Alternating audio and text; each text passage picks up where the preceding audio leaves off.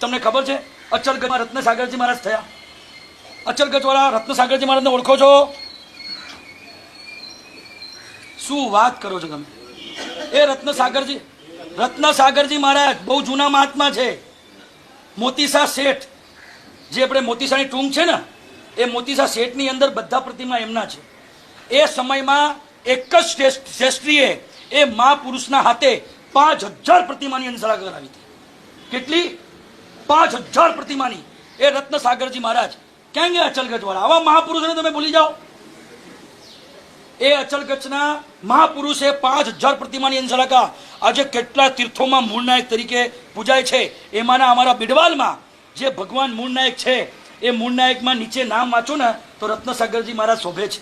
એમાં આવા કેટલા તીર્થોમાં મૂળનાયક તરીકે છે. આવા મહાપુરુષોને આપણે ભૂલી ગયા. આ જૂના તીર્થો, જૂની મૂર્તિઓ, એને બચાવો અને સાચવો, નવા બંધ કરો. મને હજી સુધી સમજાતું નથી. જેસલમેર, પાટણ, ખંભાત, અમદાવાદ, આ બધી જગ્યા પર પ્રાચીન દેરાસરો ખૂબ મોટા માત્રામાં છે. બધા લોકોએ પોતે શું નક્કી કરી લીધું? શું નક્કી કર્યું?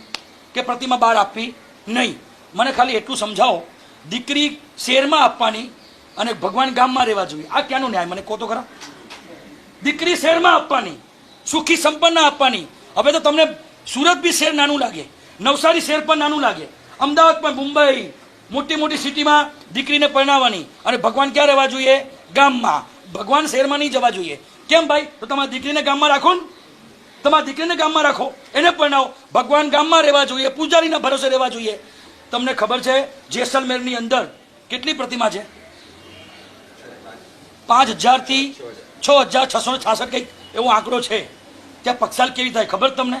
પૂજારીઓ રીતસર પાણીના ફુવારા મારે છે. તમારો જીવ બળવું જોઈએ. આ લોકોને આપવાનું મન નથી થતું. અને આપણે, તમે સાચું કહું ને, દરેક આ પરેલ સંઘને પહેલ કરું છું. દર વર્ષે એવી યાત્રા ગોઠવો, ક્યારે ખંભાત, ક્યારેક પાટણ, અને 5 દિવસ આપણો સંઘ રોકાય અને દેરાસરની શુદ્ધિ કરે ને. હમણાં એક જીનાગના યુવા ટ્રસ્ટ અમદાવાદનો છે, દર વર્ષે જેસલમેર જાય છે, 1 ટ્રક ભરીને કચરો બહાર કાઢે છે દર વર્ષે. કેટલા? અરે પ્રતિમાની જે હાલત જુઓ, એવી કાઢી. આ શાસનની ધરોહર આપણે નહીં બચાવીએ ને. આ બધા મહાત્માઓ લાગેલા છે કામ પર, પણ કેટલાક પોતાનો સ્વાર્થ, પોતાની નામના, પોતાનું અભિમાન, આ બધાને સાઈડમાં રાખીને માત્ર કેન્દ્રમાં શાસન હોય ને. સાચું કહું, ચંદ્રશેખર મહારાજ એટલે યાદ આવે ને કે આ પરેલ છતની અંદર ત્રિસ્તુતિકવાળા, તપગચવાળા, અચગચવાળા આરાધના એટલે કરી શકે છે કેમ કે આ સંઘના ગુરુ ચંદ્રશેખર વિજયજી મહારાજ છે.